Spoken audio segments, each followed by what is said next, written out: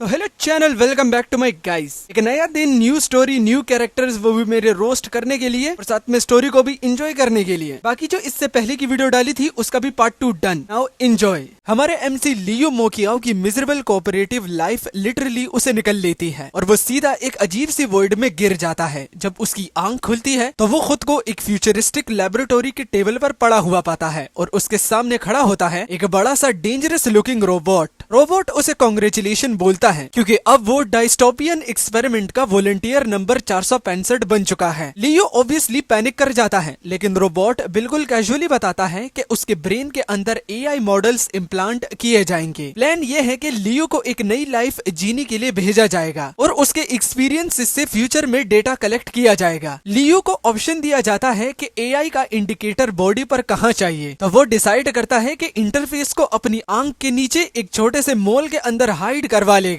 लेकिन साल 2077 का एनेस्थीसिया थोड़ा ज्यादा ही एडवांस निकला। डॉक्टर इंजेक्शन देने की जगह सीधा टेम्बल उसके फेस पर मार देता है। अगले ही सेकंड लियो एक कॉस्मिक वोर्टेक्स के अंदर खींच लिया जाता है। बेचारा सोच रहा होता है कि अब वो बेसिकली एक ह्यूमन फ्लैश ड्राइव बन चुका है। एक वॉयलेंट रिबूट के बाद वो बाथरूम फ्लोर पर क्रैश कर जाता है। जब मिरर में देखता है तो शॉक हो जाता है क्योंकि वो वापस अपने हाई स्कूल वाले यंग बॉडी में आ चुका होता है। जेनेरिक सिस्टम प्रोटैगनिस्ट की तरह वो हवा में हैंड साइंस बनाकर सिस्टम मेन्यू समन करने की कोशिश करता है, लेकिन कुछ भी नहीं होता। तभी अचानक एक बास्केटबॉल सीधा उसकी तरफ आती है। उसी मोमेंट उसकी आंखों के सामने कॉम्प्लेक्स डेटा स्ट्रीम अपीयर होने लगते हैं। तब लियो को समझ आता है कि ये कोई नॉर्मल फ्लोटिंग सिस्टम इंटरफेस नहीं है। एआई डायरेक्टली उसके ब्रेन के अंदर हार्ड वायर्ड है और उसके बॉडी फंक्शंस को सुपर ह्यूमन लेवल तक अपग्रेड कर चुका है। कैंपस में वॉक करते हुए उसकी नजर जैंग लिन पर पड़ती है। ये वही क्वाइट और इनोसेंट लड़की है जो उसकी प्रीवियस लाइफ में सीक्रेटली उससे प्यार करती थी और हमेशा उसका ख्याल रखती थी। इस बार लियो डिसाइड करता है कि वो अपनी ओल्ड मिस्टेक्स रिपीट नहीं करेगा। अपनी इनसिक्योरिटी की वजह से जैंग लिन को दोबारा लूज नहीं करेगा। तभी एक बास्केटबॉल जैंग लिन के हेड की तरफ फुल स्पीड से आती है, लेकिन लियो की इनहैंस रिफ्लेक्सेस इंस्टेंटली एक्टिवेट होती हैं और वो इजीली बॉल को कैच कर लेता है। बॉल फेंकने वाला होता है जियोंग, स्कूल का एरोगेंट रिच किड और बुली। जियोंग जैंग लिन का मजाक उड़ाता है, लेकिन इस बार सामने पुराना वीक लियो नहीं है। लियो सीधा उससे बोलता है जैंग लिन से अपॉलॉजी मांगो, लेकिन जियोंग उसकी बात सुनकर हंसने लगता है। जियोंग उसे 1-on-1 बास्केटबॉल मैच का चैलेंज देता है। रूल सिंपल है, जो पहले 11 पॉइंट्स स्कोर करेगा विनर वही होगा और वही कंडीशंस डिसाइड करेगा। गेम स्टार्ट होते ही लियो का एआई चिप जियोंग की स्टैंस, मूवमेंट और सारी वीकनेसेस स्कैन कर लेता है और लियो एक लाइटनिंग फास्ट क्रॉस ओवर करता है। जियोंग को इजीली क्रॉस करता है और फर्स्ट शॉट स्कोर कर देता है। जियोंग काउंटर अटैक करने की ट्राई करता है, लेकिन लियो का सिस्टम हर ट्रेजेक्टरी और मूवमेंट कैलकुलेट कर रहा होता है। लियो दोबारा उसके पास से इजीली निकल जाता है और स्कोर कर लेता है। थोड़ी ही देर में मैच कंपटीशन कम और जियोंग की पब्लिक ह्यूमिलिएशन से ज्यादा बन जाता है। स्कूल का सपोजिटली स्टार बास्केटबॉल प्लेयर लियो के सामने कम्प्लीटली हेल्पलेस दिख रहा होता है। जियोंग एक भी प्रॉपर ब्लॉक नहीं लगा पाता, जबकि लियो कंटिन्यूसली पॉइंट्स स्कोर करता रहता है। फाइनली लियो एक कैजुअल सा लास्ट शॉट मारकर मैच 11-0 से विन कर लेता है। फिर वो जैंग लिन की तरफ पॉइंट करके बोलता है अब अपॉलॉजी मांगो, लेकिन एम्बैरेस्ड जियोंग गुस्से में वहां से चला जाता है। लियो उससे जाते हुए देखता है और ऑलरेडी नेक्स्ट मूव प्लान कर रहा होता है, क्योंकि उसकी प्रीवियस लाइफ की मेमोरीज के अकॉर्डिंग जियोंग की फैमिली कंपनी एक मैसिव करप्शन स्कैंडल में इन्वॉल्व है और इस बार लियो उस स्कैंडल को एक्सपोज करने वाला है। बाद में लियो को जैंग लिन क्लासरूम के बाहर एंग्शियसली वेट करते हुए मिलती है। एक करप्ट टीचर ने लियो को टारगेट किया होता है और जैंग लिन को लगता है कि ये सब उसकी वजह से हुआ। ये सीन लियो को अपनी प्रीवियस लाइफ याद दिला देता है, जहां जैंग लिन हमेशा इसी तरह उसका वेट करती थी। लियो उसे रियश्योर करता है और कहता है कि अब से वो उसकी प्रोटेक्शन करेगा। ये सुनते ही जैंग लिन का फेस रेड हो जाता है और वो शर्मा जाती है। वाह भाई, पहला एमसी जिसने अभी तक मुझे रोस्ट करने की कोई वजह ही नहीं दी और ऊपर से प्यारी भी समझ गई और टमाटर की तरह लाल भी कर दिया। भाई रेस तो है हमारे बंदे में। क्लासरूम में वापस जाने के बाद स्कूल की पॉपुलर लड़की जिन मोंग लियो से फ्लर्ट करना स्टार्ट कर देती है। मतलब कि एक नंबर की छिनार लड़की है ये। लियो की सडन पॉपुलैरिटी और कॉन्फिडेंस देखकर अब उसका इंटरेस्ट भी सडनली इंक्रीज हो गया है और सडनली ये लड़की टांगे भी खोल कर रख देगी। मजाक कर रहा हूँ, ठीक है, ये स्क्रिप्ट में नहीं था, बस मैं बोल रहा था। वो लियो को उस मूवी डेट के बारे में रिमाइंड करती है जिसके लिए लियो उसके पीछे पड़ा रहता था। लेकिन अब लियो को रियलाइज हो चुका है कि उसने अपनी यूथ एक गलत लड़की के पीछे वेस्ट की की थी, तो वो कोल्डली जिनमोंग को रिजेक्ट कर देता है और सबके सामने अनाउंस करता है कि मूवी पर वो जिनमोंग के साथ नहीं जैंग लिन के साथ जाएगा। जिनमोंग का चेहरा एम्बैरेसमेंट से और एंगर से भर जाता है। जैंग लिन भी कम्प्लीटली कॉट ऑफ गार्ड होती है और डिनाई करने की कोशिश करती है, लेकिन लियू उसके क्लोज आकर सॉफ्टली कंफर्म करता है कि वो सीरियस है। साथ ही वो क्लियरली बोल देता है कि जिनमोंग में अब उसका बिल्कुल भी इंटरेस्ट नहीं है। फिर वो शाय जैंग लिन को देखकर पूछता है, तुम अब भी मेरे साथ मूवी देखने चलोगी? जैंग लिन ब्राइट स्माइल के साथ एग्री कर देती है और फाइनली उसकी वीकेंड डेट फिक्स हो जाती है। क्लास के दौरान विंडिक्टिव मिशे लियू को एम्बैरेस करने के इंटेंशन से बोर्ड के सामने बुलाती है और उसे एक एक्सट्रीमली कॉम्प्लेक्स ट्रांसलेशन एक्सप्लेन करने को बोलती है, लेकिन अपना बीडू बिल्कुल भी पैनिक नहीं करता। उसका AI instantly text book, note और पूरा हिस्टोरिकल कॉन्टेक्स्ट एक्सेस कर लेता है। लियू एक फ्लॉलेस और डीपली डिटेल एक्सप्लेनेशन देना स्टार्ट कर देता है। टीचर का पनिशमेंट प्लान उल्टा लिन का पब्लिक फ्लेक्स बन जाता है। मिशे अपनी रिस्पेक्ट बचाने के लिए कहती है कि रेफरेंस बुक मेमोराइज कर लेना कोई रियल इंटेलिजेंस नहीं होती। अब इस बकलोल टीचर को देखो, इसका मुंह तोड़ने का मेरा मन कर रहा है। क्यों? इसने कहा टेक्स्ट बुक्स को मेमोराइज कर लेना कोई रियल इंटेलिजेंस नहीं होती। तो साला मुझे बताए कि ये टीचर कैसे बनी है? क्या इसने सेम तरीके इस्तेमाल नहीं किए वो भी एक टीचर बनने के लिए, या फिर प्रिंसिपल के उठा के और रात बिता बिता के ये एक टीचर बनी है? लेकिन लियू गेम और भी आगे ले जाता है। वो एक ऑब्सक्योर एंशिएंट कमेंट्री कोट करता है और टेक्स्ट बुक में ही एक मिस्टेक पॉइंट आउट कर देता है। अब टीचर के पास बोलने के लिए लिटरली कुछ नहीं बचता। कंप्लीटली डिफीटेड होकर वो क्लास कंटिन्यू करने पर मजबूर हो जाती है। क्लास के बाद जिनमोंग एक लास्ट अटेम्प्ट करती है, वो भी लियू का अटेंशन रिगेन करने की। वो जैंग लिन को इंसल्ट करते हुए उसे कंट्री बम्पकिन बोलती है। उसे लगता है लियू जेलसी या एम्बैरेस्ड हो जाएगा, लेकिन लियू कोल्डली उसे बोलता है कि जैंग लिन से अपनी कंपैरिजन करना बंद करे, क्योंकि जैंग लिन उसकी लीग से बहुत ऊपर है। ये बोलकर वो वहाँ से वॉक अवे कर जाता है। जिनमोंग गुस्से से जलती रह जाती है, क्योंकि अब उसे फाइनली समझ आ चुका था कि लियू उसके गेम से कम्प्लीटली इम्यून हो गया है और लियू को ऑलरेडी पता है कि फ्यूचर में जैंग लिन कैंपस की सबसे ब्यूटीफुल और टैलेंटेड गर्ल्स में से एक बनने वाली है। लियू जैंग लिन को कंफर्ट करता है और बोलता है कि दूसरों के पीटी इंसल्ट्स से उसकी वैल्यू डिसाइड नहीं होती। फाइनली वीकेंड आ जाता है और दोनों अपनी हाईली एंटिसिपेटेड मूवी डेट के लिए मॉल में मिलते हैं। जैंग लिन इस बार बिना ग्लासेस के आती है। उसे देखते ही लियू लिटरली स्टन्ड रह जाता है। वो पहले से ही क्यूट थी, लेकिन बिना ग्लासेस के वो और भी ज्यादा ब्यूटीफुल लग रही होती है। दोनों थिएटर में जाकर बैठते हैं। डिम लाइट्स में पॉपकॉर्न शेक करते वक्त उनके हैंड्स बार बार टच होते हैं, जिसकी वजह से एटमॉस्फेयर थोड़ा ऑकवर्ड और रोमांटिक हो जाता है। मूवी एक कॉमेडी होती है जो लियू अपनी प्रीवियस लाइफ में ऑलरेडी अराउंड 10 बार देख चुका है, लेकिन इस बार जैंग लिन को जेन्युइनली हंसते हुए देखकर वही ओल्ड मूवी भी उसे कम्प्लीटली न्यू फील होती है। लियू रियलाइज करता है कि जैंग लिन के साथ बैठकर उसकी स्माइल देखना किसी भी ब्लॉकबस्टर मूवी से ज्यादा स्पेशल है। ओहो, हमारा एमसी तो यार बात करने में काफी ही तगड़ा है। कौन है वो औरतें जो के कहती हैं लड़कों को बात करनी नहीं आती? मूवी के बाद दोनों आर्केड में जाते हैं ताकि डेट की मेमोरीज के लिए कोई सोवेनियर जीत सके। जैंग लिन की नजर क्लॉ मशीन्स पर पड़ती है, जबकि लियू अपने बिजनेसमैन ब्रेन के साथ यह कैलकुलेट कर रहा होता है कि किस मशीन में बेस्ट रिटर्न ऑन इन्वेस्ट मिलेगा। लेकिन उनकी पीसफुल डेट ज्यादा देर नहीं चलती, क्योंकि तभी जियोंग अपने पंक फ्रेंड्स के साथ वहां आ जाता है और क्लियरली वो इस बार सिर्फ बास्केटबॉल खेलने नहीं आया। जियोंग और उसके गैंग वाले लियू का मजाक उड़ाने लगते हैं। वो बोलते हैं कि बास्केटबॉल में उसकी विक्ट्री बस एक लकी फ्लूक थी, लेकिन लियू उनकी बकवास पर अटेंशन देने के बजाय आर्केड के एक पंचिंग मशीन पर नजर डालता है, जहां ग्रैंड प्राइज में एक जायंट टेडी बेयर रखा होता है। मशीन के रिकॉर्ड तोड़ने वाले को वो जायंट टेडी बेयर मिलने वाला था। लियू बिना कुछ बोले एक कॉइन इंसर्ट करता है और पंचिंग मशीन के सामने खड़ा हो जाता है। उसका एआई इंस्टेंटली कैलकुलेशन स्टार्ट कर देता है। सिस्टम के अकॉर्डिंग अगर लियू अपनी टोटल स्ट्रेंथ का एग्जैक्टली 73% पावर यूज करे तो वो मैक्सिमम स्कोर अचीव कर सकता है और मशीन भी डिस्ट्रॉय नहीं होगी। लियू परफेक्टली कैलकुलेटेड स्विंग के साथ पंच मारता है। जैसे ही उसकी फिस्ट लेदर बैग से कनेक्ट होती है, मशीन के डिजिटल नंबर्स इतनी फास्ट मूव करती हैं कि सबकी आंखें खुली की खुली रह जाती हैं। फाइनली स्कोर लॉक होता है। मशीन से टिकट्स की एंडलेस स्ट्रीम निकलने लगती है और Liu officially grand prize win कर लेता है। वो जायंट टेडी बेयर उठाकर स्टंट जैंग लिन को दे देता है। जैंग लिन टेडी बेयर को पकड़कर वाइड आईज लियू को देखती रह जाती है, जबकि जियोंग और उसके फ्रेंड्स के पास बोलने के लिए लिटरली कुछ नहीं बचता। उसी रात लियू अपने नेबरहुड के बाहर खड़ा अपनी न्यू रियलिटी के बारे में सोच रहा होता है। अब वो सिर्फ एक नॉर्मल हाई स्कूल स्टूडेंट नहीं है, उसके ब्रेन के अंदर एक ऐसी एडवांस्ड एआई टेक्नोलॉजी है जो पूरी दुनिया को चेंज कर सकती है। एआई इंटरफेस को एक्सप्लोर करते हुए लियो को फ्यूचर के सॉफ्टवेयर वर्जन्स का एक्सेस मिलता है। तब उसके माइंड में एक मैसिव आइडिया आता है। वो डोमेस्टिक एनिमेशन इंडस्ट्री को उसके ओरिजिनल गोल्डन एज से 10 साल पहले ही रिवोल्यूशनाइज करेगा। टाइम वेस्ट किए बिना लियो एआई की हेल्प से अपना first 3D printed hard drive generate करता है और घर चला जाता है। घर पहुंचकर वो ड्राइव को कंप्यूटर में प्लग करता है ताकि एआई की रेंडरिंग कैपेबिलिटीज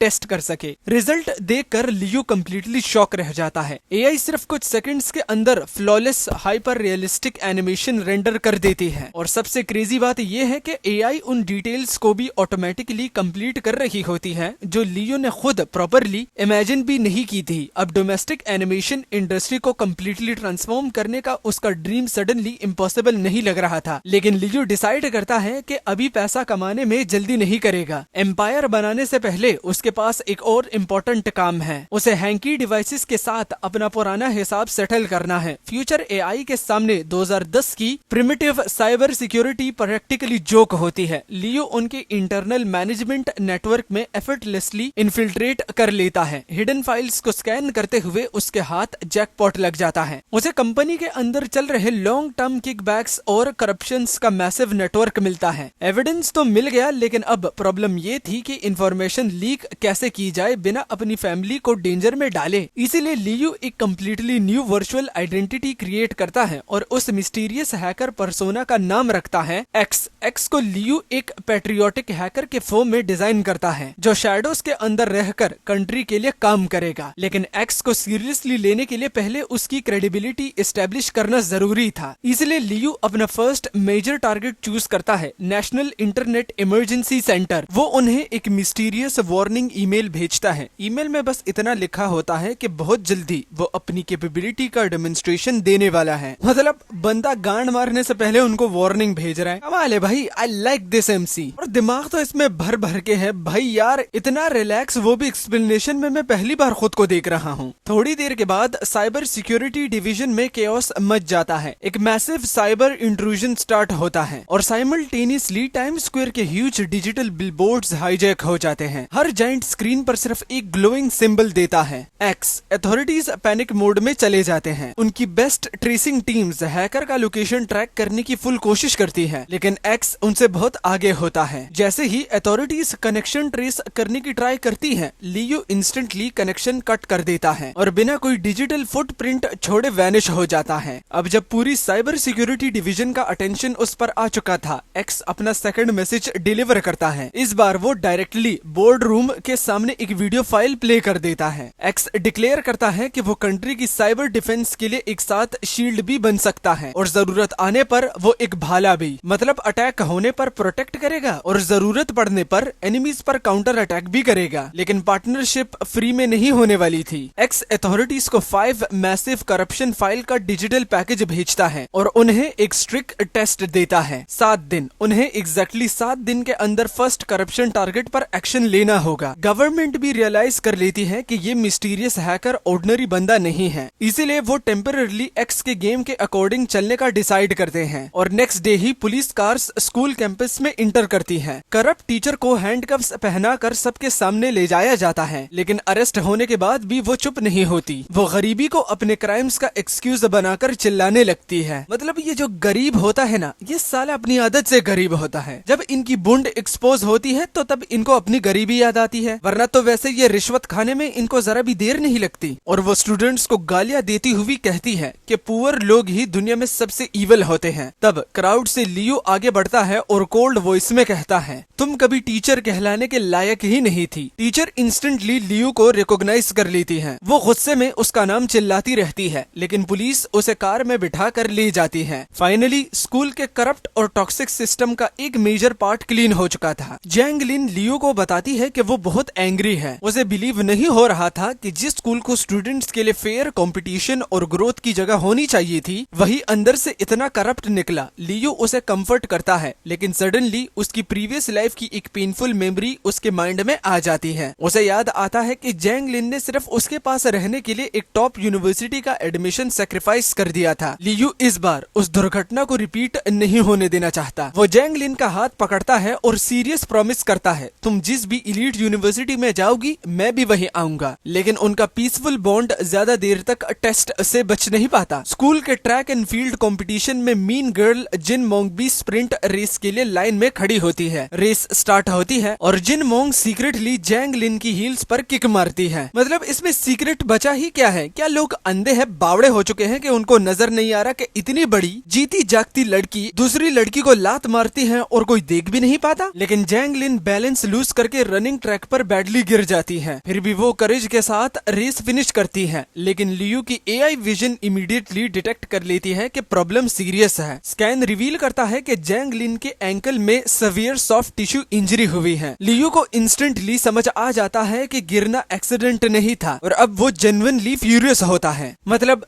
मैं ही चूतिया हूँ जो कि इस पर भरोसा करने लगा था और बोला था कि भाई ये सबसे अच्छा एमसी है, इस बंदे के साथ एआई है, ऑलमोस्ट सुपर ह्यूमन पावर्स भी हैं, फिर भी ये बाउली गांड अपनी लड़की को गिरता हुआ नहीं देख पा रहा था कि उसको किसने धक्का दिया है। एक एआई जो कि साइबर सिक्योरिटी को नचा सकती है, वो एक लड़की को नहीं देख पाती। मतलब क्या ही उम्मीद रखूं कि ये एआई आगे जाके क्या मदद करेगा। विदाउट केयरिंग के पूरा स्कूल देख रहा है, लियू जैंग लिन को अपनी बैक पर उठा लेता है। जैंग लिन एम्बैरेस्ड होकर मना करती रहती है, लेकिन लियू उसकी एक नहीं सुनता और सीधा इन्फर्मरी की तरफ ले जाता है। वहाँ वो जेंटली उसका शू रिमूव करता है और स्वॉलन एंकल चेक करता है। एआई विजन की हेल्प से वो एग्जैक्ट डैमेज कंफर्म कर लेता है। अब देखो गाइस, फिर बोलोगे कि ये बार बार रोस्ट करता है। अब देखो यार, जो चीज डॉक्टर नोटिस नहीं कर पाता इतनी जल्दी, वो इसने एआई की मदद से नोटिस कर ली। लेकिन जो चीज सभी को नोटिस करनी चाहिए वो इसका एआई डिटेक्ट नहीं कर पा रहा। मतलब मजाक हो रहा है क्या? फिर लियू से सॉफ्टली पूछता है, ये बार बार सॉफ्टली मत पूछ वरना अपना नीचे वाला सॉफ्ट दे दूंगा। I mean choco. Jin मोंग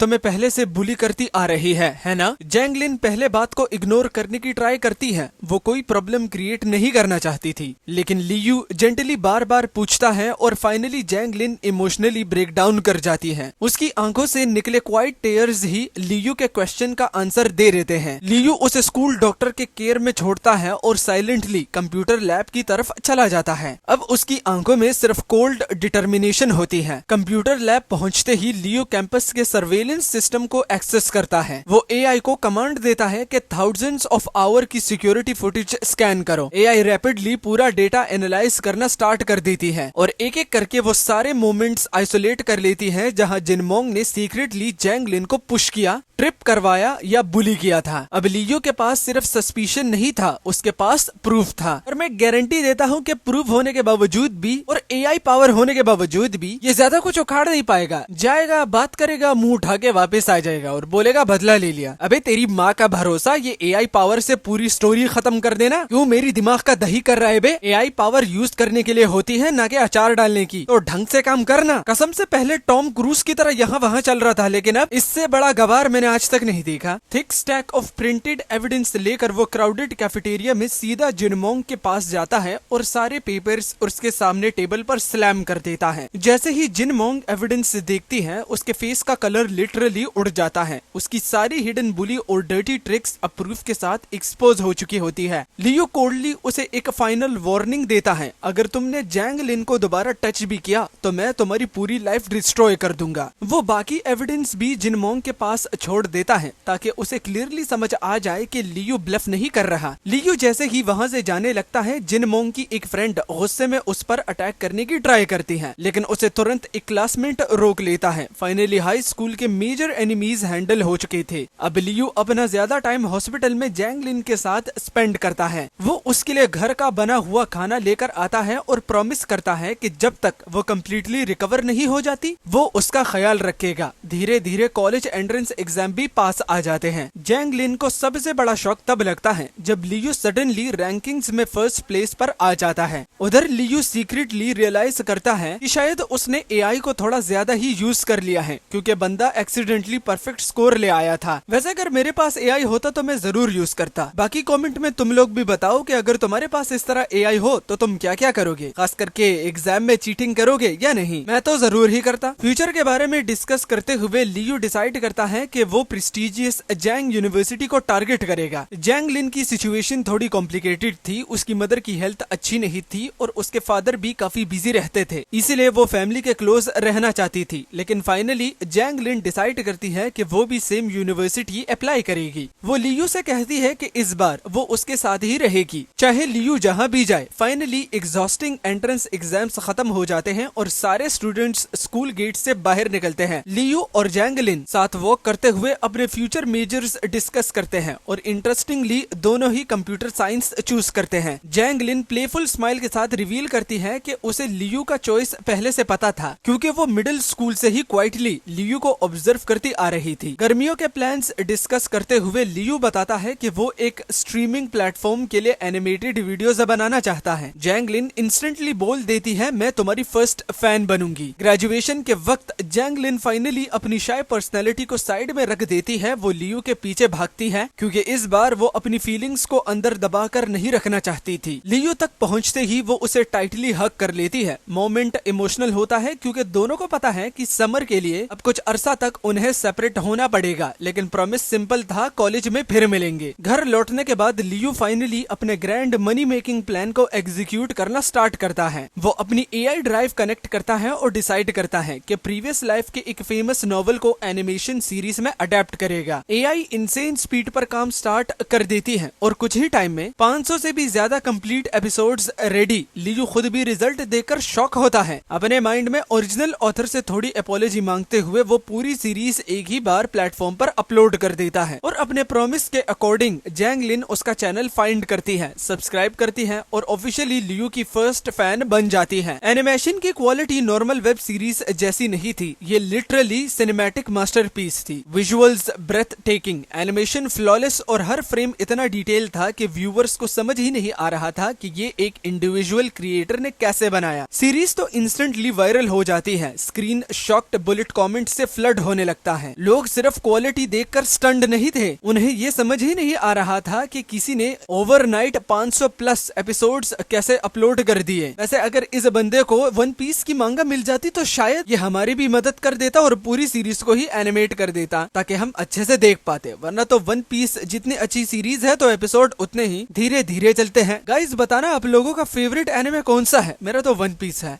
industry experts calculation करना स्टार्ट करते हैं। उनके according top level professionals studios को भी इतना कंटेंट सेम क्वालिटी में प्रोड्यूस करने में ऑलमोस्ट 10 साल लग जाते। प्रोफेशनल डायरेक्टर्स तक एडमिट करते हैं कि ये एनिमेशन टेक्नोलॉजी करंट एरा से लाइट ईयर्स अहेड है। लियू बस स्क्रीन देखकर स्मर्क करता है। ऑफ कोर्स उन्हें क्या पता कि ये टेक्नोलॉजी उस फ्यूचर से आई है जिसे लियू ने खुद भी एक्सप्लोर नहीं किया। सीरीज का ट्रैफिक इतना इंसेन हो जाता है कि स्ट्रीमिंग प्लेटफॉर्म के सर्वर्स ओवरलोड होने लगते हैं। प्लेटफॉर्म का सीईओ इंस्टेंटली रियलाइज करता है कि उनके हाथ एक लिटरल गोल्ड माइन लग गई है। सीईओ डिसाइड करता है कि किसी भी प्राइस पर इस क्रिएटर को कंपेटिटर के पास नहीं जाने देना। वो पर्सनली लियो को कॉल करता है और face to face meeting arrange करता है। कैफे में जब दोनों मिलते हैं, सीईओ लियो की एज देखकर शॉक रह जाता है। उसे एक्सपेक्ट ही नहीं था कि इंडस्ट्री को शेक करने वाला मिस्टीरियस क्रिएटर एक इतना यंग लड़का निकलेगा। सीईओ लियो को बेसिकली ब्लैंक चेक ऑफर करता है। फ्यूचर प्रोजेक्ट्स के एक्सक्लूसिव राइट्स के लिए जो प्राइस चाहिए बोलो। लियू बिल्कुल हेसिटेट नहीं करता। उसकी डिमांड होती है 2 मिलियन कैश प्लस कंपनी में 5% इक्विटी। बदले में लियू गारंटी करता है कि वो सेम ग्राउंड ब्रेकिंग क्वालिटी की 5 और एक्सक्लूसिव सीरीज बनाएगा। यंग प्लेटफॉर्म के लिए डील एक्सपेंसिव थी, लेकिन सीईओ जानता था कि अगर ये क्रिएटर उनके साथ रहा तो कंपनी का फ्यूचर कंप्लीटली चेंज हो सकता है। इसीलिए वो डील एक्सेप्ट कर लेता है। दोनों हैंडशेक करते हैं और 2 मिलियन लियू के अकाउंट में ऑन द स्पॉट ट्रांसफर कर दिए जाते हैं। सीईओ ओपनली एडमिट करता है कि उसे जेन्युइनली डर था कि कहीं वो जेनरेशन डिफाइनिंग टैलेंट लूज ना कर दे। लेकिन कैफे से बाहर निकलते ही लियू जानता था कि एक्चुअल जैकपॉट वो 2 मिलियन नहीं थे। रियल प्राइस था 5% इक्विटी, क्योंकि उसकी प्रीवियस लाइफ नॉलेज के अकॉर्डिंग ये कंपनी फ्यूचर में बिलियंस की होने वाली थी। गर्मियां जल्दी पास हो जाती हैं। कॉलेज स्टार्ट होने से एक रात पहले लियू अपना लगेज पैक करता है और जैंग जैंगलिन को कॉल करता है। दोनों डिसाइड करते हैं कि नेक्स्ट डे कैंपस कैफेटेरिया में लंच करेंगे। जैंगलिन टीजिंग टोन में बोलती है कि उसने लियू के लिए एक सरप्राइज प्रिपेयर किया है। कॉल एंड करते वक्त दोनों सडनली रियलाइज करते हैं कि कितने टाइम से प्रॉपरली मिले नहीं और फाइनली दोनों एडमिट कर देते हैं कि उन्हें एक दूसरे को बहुत मिस किया। वे तो झाटू अपनी बंदी को कॉल कर लेता, मतलब ठीक है फ्यूचर होता है लेकिन फ्यूचर में औरत भी होती है यार। अब मेरी इस बात को सुनकर कुछ सिग्मा बनने की कोशिश करेंगे कि नहीं भाई पैसा ही सब कुछ है। नहीं भाई, औरत मर्द के लिए बनाई गई है और मर्द औरत के लिए। तो मेंटल पीस तुम्हें औरत दे सकती है तो उस तरह तुम्हें बर्बाद भी कर सकती है। तो यार पैसा सब कुछ होता है लेकिन साथ में एक प्यारी सी वाइफ या गर्लफ्रेंड भी। नेक्स्ट मॉर्निंग जैंगलिन यूनिवर्सिटी कैंपस में एंटर करती है। इस बार ट्रांसफॉर्मेशन कंप्लीट था, ग्लासेस गॉन, बाल ब्यूटीफुली स्टाइल्ड और कॉन्फिडेंस कंप्लीटली डिफरेंट। वो लियो को फाइनली अपना रियल लुक दिखाना चाहती थी। उसकी ब्यूटी इंस्टेंटली सीनियर्स का अटेंशन ग्रैब कर लेती है। कैंपस में विस्पर स्प्रेड होने लगते हैं कि यूनिवर्सिटी में एक ब्रांड न्यू कैंपस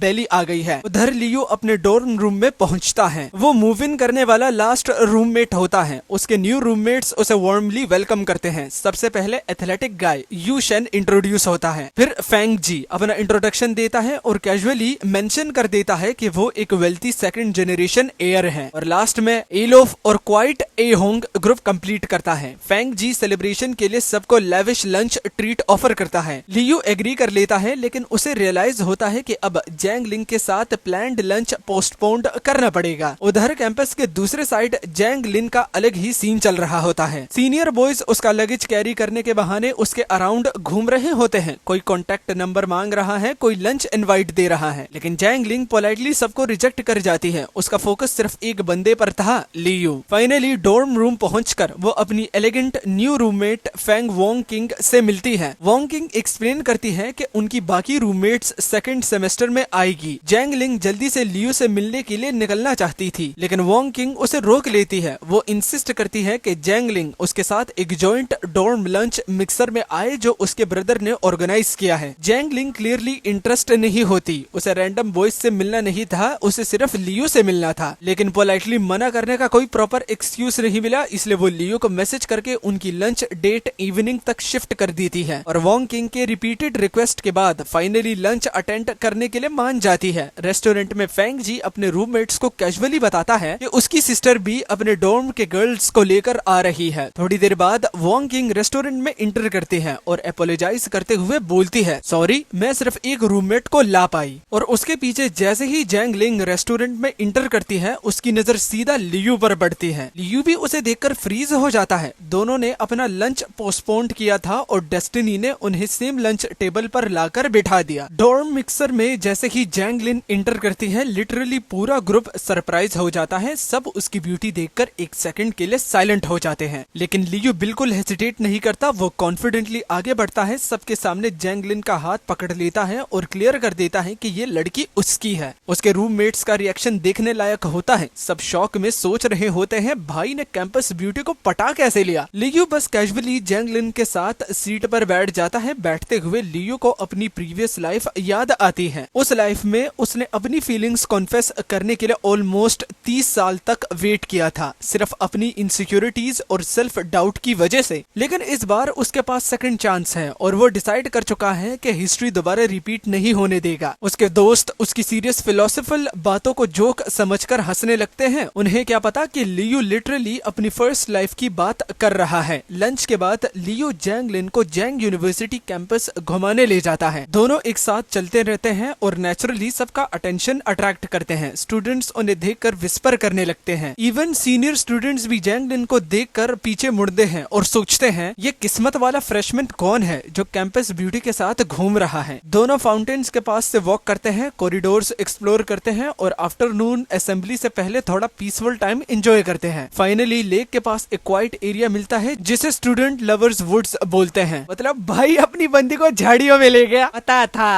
था कि झाटू हरामी तो है भाई, जितना सीधा साधा दिखने की एक्टिंग करता है उतना है नहीं भाई। देख पहली डेट पर ही झाड़ियों में ले गया। वैसे लवर्स वुड का ये मतलब है जो जगह ट्रीज से भरी रहती है, प्यार के परिंदे वहाँ पर जाते हैं, तो इसलिए उस जगह को लवर वुड्स कहा जाता है। दोनों एक बेंच पर बैठ जाते हैं। जैंगलिन फाइनली रिलैक्स होकर लियो से पूछती है कि लंच पर जब उसके फ्रेंड्स उनके रिलेशनशिप के जोक्स मार रहे थे तो लियो ने प्रॉपरली एक्सप्लेन क्यों नहीं किया। लियो सॉफ्टली इवेंचुअली एडमिट करता है, टेक्निकली मैंने अभी तक तुम्हें ऑफिशियली गर्लफ्रेंड बनाने के लिए पूछा ही नहीं है। ये सुनकर जैंग लिन उसके शोल्डर पर लीन कर जाती है और फिर फाइनली वो अपनी बिगेस्ट सीक्रेट कॉन्फेस करती है। वो लियू को बताती है कि उसे मिडिल स्कूल से ही लियू पसंद था। ये सुनते ही लियू इंटरनली स्टन्ड हो जाता है। उसे रियलाइज होता है कि प्रीवियस लाइफ में जिस रिजेक्शन और रिग्रेट से वो इतने सालों तक डरा रहा, वो सब अननेसेसरी था। जैंग लिन तो हमेशा से उसे केयर करती थी। लियू उसकी आंखों में देखता है और फाइनली वो क्वेश्चन पूछता है जो शायद उसे सालों पहले पूछ लेना चाहिए था। जैंग लिन, क्या तुम मेरी गर्लफ्रेंड बनोगी? जैंग लिन की आंखों में आंसू आ जाते हैं। वो इमोशनल स्माइल के साथ हाँ बोल देती है और फाइनली उनके बीच का सालों का लॉन्ग टेंशन कंप्लीटली ब्रेक हो जाता है। लेक के पास दोनों अपने न्यू रिलेशनशिप को एक स्वीट किस के साथ सील कर देते हैं। इस बार लियू कोई टाइम वेस्ट नहीं करने वाला था। अबे रुक जा, क्या मतलब है इस बात का कि टाइम वेस्ट नहीं करना चाहता? इरादे क्या है लियू के? चिट्टे भाई, ये मानवा ही है ना जो कि मैं एक्सप्लेन कर रहा हूँ। होपफुली स्क्रिप्ट बदल ना जाए। रोमांस खत्म और कॉलेज रियलिटी स्टार्ट। फ्रेशमैन को मैंडेटोरी मिलिट्री ट्रेनिंग के लिए फील्ड पर भेज दिया जाता है। लियो और उसके रूममेट्स स्कॉर्चिंग हीट में ड्रिल्स करते हुए रिच स्टूडेंट्स को कर्स कर रहे होते हैं जो पैसे देकर ट्रेनिंग स्किप कर गए। शेन होंग को बिल्कुल आइडिया नहीं था कि उनके स्क्वाड पर अभी और बड़ा प्रॉब्लम आने वाला है। उन्हें पता चलता है कि उनका स्क्वाड लीडर एक नोटोरियस सीनियर है जो फ्रेशमैन को बुली करके डोमिनेंस एस्टेब्लिश करने के लिए फेमस है। शेन होंग एज्यूम करता है कि सीनियर सबसे पहले लियू को टारगेट करेगा। आफ्टर ऑल लियू अब कैंपस ब्यूटी का बॉयफ्रेंड बन चुका था और काफी हाई प्रोफाइल फ्रेशमैन था। लेकिन स्क्वाड का लीडर ली चोंग जैसे ही अराइव करता है, उसकी अटेंशन लियू पर नहीं जाती। वो डायरेक्टली शेन होंग को टारगेट करता है। रीजन, बस उसके फ्लैशी ब्लॉन्ड हेयर। सीनियर को किसी एक फ्रेशमैन को एग्जाम्पल बनाना था और शेन होंग उसे परफेक्ट टारगेट लगता है। ली चोंग उसे फॉर्मेशन से बाहर बुला लेता है और सो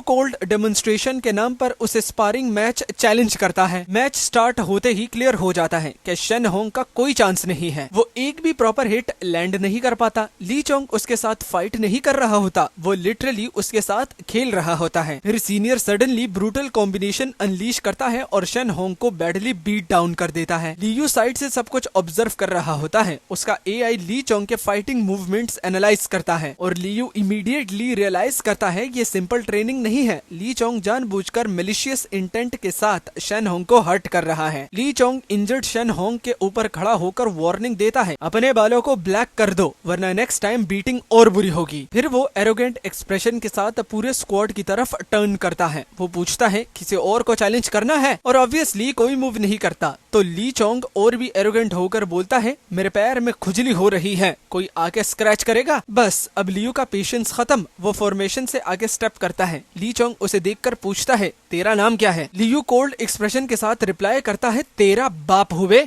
ली चोंग इंस्टेंटली रेज में आ जाता है और लियू पर चार्ज करता है, लेकिन लियू के इनहेंस रिफ्लेक्सेस के सामने उसके अटैक्स स्लो मोशन जैसे लगते हैं। हाँ, एआई सब कुछ करेगा, लेकिन जब इसकी बंदी को कोई और लड़की धक्का देगा और मुंह के बल गिरा देगा तो बहन के एल उस टाइम ना सुपर ह्यूमन वाली पावर्स काम आएगी, ना रिफ्लेक्सेस काम आएगी और ना ही ये भोसड़ी वाला एआई। मतलब अगर अपनी बंदी को टाइम से नहीं बचा पाता तो क्या मर्द बनेगा रे तू? Liu easily first attack dodge कर लेता है। एआई उसके फाइटिंग स्टाइल और वीक पॉइंट कैलकुलेट कर चुका होता है। जैसे ही ली चोंग एक हाई किक थ्रो करता है, लियू परफेक्ट टाइमिंग के साथ काउंटर अटैक करता है। एक ही प्रिसाइज मूव में वो एरोगेंट सीनियर को ओवरपावर करके पूरे स्क्वाड के सामने मिट्टी में स्लैम कर देता है। फिर लियू कैजुअली बोलता है, नेक्स्ट टाइम पैर में खुजली हो तो अपना पैर अपनी बुंड में दे देना। पूरा स्क्वाड साइलेंट, सीनियर की रिस्पेक्ट वही ग्राउंड में दफन। Later that evening freshman field पर थोड़ा रिलैक्स करने और एंटरटेनमेंट एंजॉय करने के लिए गैदर होते हैं। लियू और जैंग लिन एक साथ बैठकर ट्रेनिंग के एग्जॉस्टिंग डे के बाद पीसफुल मोमेंट एंजॉय कर रहे होते हैं। जैंग लिन प्यार से लियू के शोल्डर पर लीन करती है। भाई ये प्यार में लीन वीन बहुत करते हैं, हमारे साथ तो अपनी कंबल के अलावा और कुछ है ही नहीं। साला वो भी जब गेम खेल रहे होते हैं तो बार बार कमर तक आ जाती है। वो उसके साथ कंप्लीटली कंफर्टेबल होती है। उधर लियू के रूममेट्स दूर से ये सीन देखकर डिसबिलीफ में होते हैं। उन्हें बिलीव नहीं हो रहा कि नॉर्मली कोल्ड और डिस्टेंट कैंपस ब्यूटी अब लियू के साथ इतनी क्लिंगी और अफेक्शनेटेड है। सबको क्लियर हो जाता है जैंग लिन बाकी दुनिया को इग्नोर कर सकती है, लेकिन उसकी आंखों में सिर्फ लियू है। शैन होंग भी ब्रूस्ड फेस के साथ दूर से कपल को देख रहा होता है। एक रूममेट लियो और जैंग लिन के बारे में गॉसिप करना स्टार्ट करते हैं, लेकिन शैंग होंग इंस्टेंटली उसे शट डाउन कर देता है। उसे याद है कि अर्लियर लियू ने बिना हेजिटेट किए उसके लिए ली चोंग के अगेंस्ट स्टैंड लिया था, इसीलिए शैंग होंग भी लियू की रिस्पेक्ट डिफेंड करता है। तभी क्राउड में सडनली एक्साइटमेंट स्प्रेड होने लगती है। स्टेज पर एक स्पेशल गेस्ट एंटर करता है, चेन जुआन। वो यूनिवर्सिटी का फेमस सीनियर है, वेल्थी बैकग्राउंड से आता है और गिटार भी प्ले करता है। फ्रेशमैन उसे देखकर लाउडली चीयर करने लगते हैं। भाई एक स्टोरी में लियू रन और दूसरा ये जो कॉलेज में गिटार बजाने वाले होते हैं ना, मन करता है उल्टा लेटा के पेल दो भाई। चलो फिर भी लियू रन के साथ पैसा, कंपनी सब कुछ होता है, उसे पता है कि उसे जिंदगी में क्या उखाड़ना है। मगर ये गिटार वाले साले भोसड़ी के कुछ गाते भी सही ढंग से नहीं होंगे और कौवों की तरह काय काय करके बस लड़कियां इन पे इतनी फ्लैट होती है कि पता नहीं डॉक्टर स्ट्रेंज की कौन सी स्पेल इस बंदे ने कास्ट कर दी है। कमेंट में बताना गिटार बॉय ओवररेटेड होता है या नहीं। पता नहीं लड़कियां गिटार देके कोई गुडिंग करेगा और बस लड़कियां फ्लैट और पता नहीं गीली वीली सब कुछ हो जाएंगी। स्पेशली गर्ल्स कंप्लीटली क्रेजी हो जाती हैं। देखा,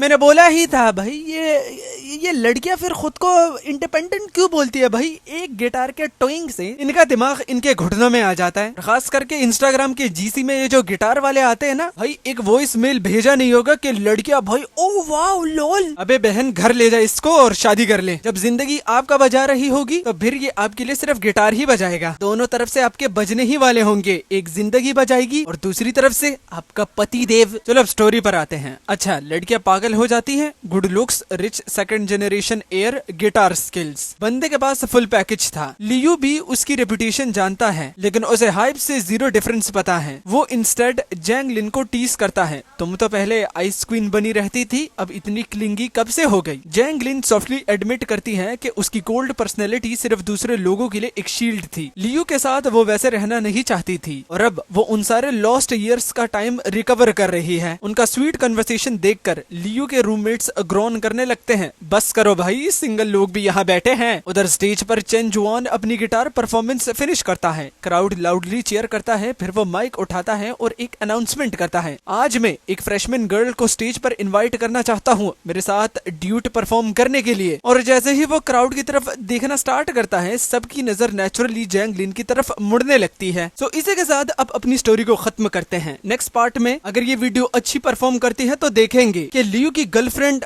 गांड फ्रेंड बनेगी या फिर वो एक लॉयल गर्लफ्रेंड ही रहकर बनेगी। तो अगर वीडियो पसंद आई लाइक करना, कमेंट करना और टाइम स्टैम्प के साथ बताना कि कौन सा पार्ट आप लोगों को अच्छा लगा। चैनल पर नए हो तो सब्सक्राइब भी ठोको और साथ में जो बेल आइकन है उसे भी दबा दो। तो मिलते हैं इसके अगले पार्ट के साथ। अगर ये वीडियो अच्छा परफॉर्म करती है जैसे कि सेकंड लास्ट वीडियो ने परफॉर्म किया था और उसका पार्ट 2 डन है, तो इस पे भी अगर अच्छे व्यूज आते हैं तो इसका भी पार्ट 2 डन। अलविदा, टाटा, बाय बाय, खुदा हाफिज, शुभकामनाएं एंड बाय।